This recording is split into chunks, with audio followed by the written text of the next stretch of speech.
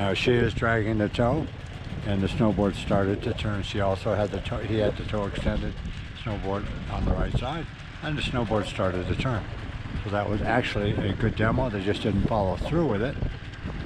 And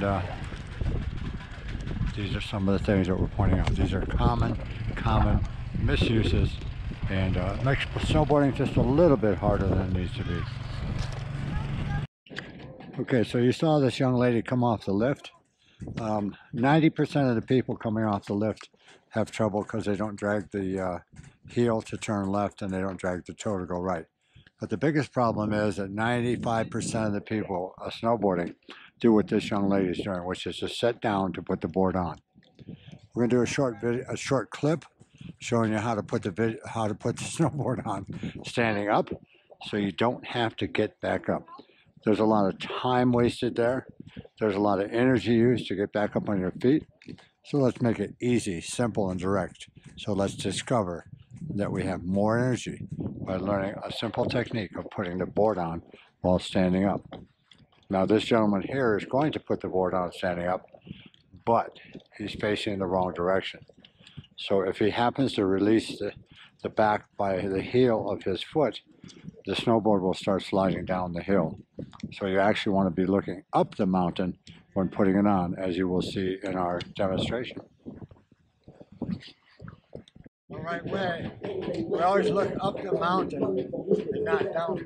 And I don't sit down. So I have the board in front of me, and I'll put my foot in first. I'll hold the board still with this foot.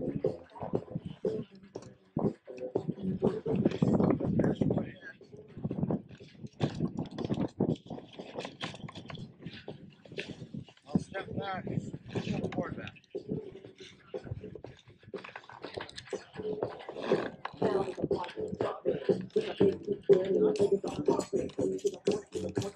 The ankle strap, the big one, first.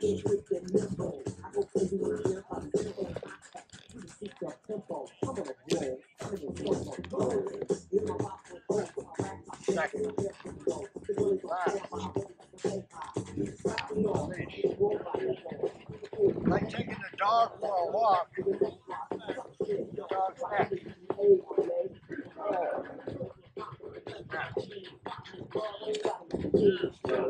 Got it.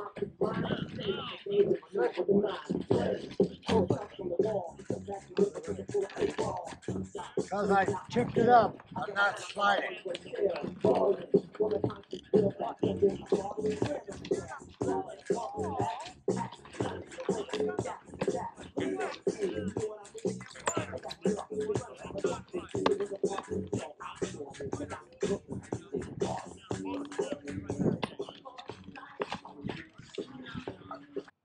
Sometimes snowboard straps feed in real well, other times they get a little fiddly, kind of like washing your hair.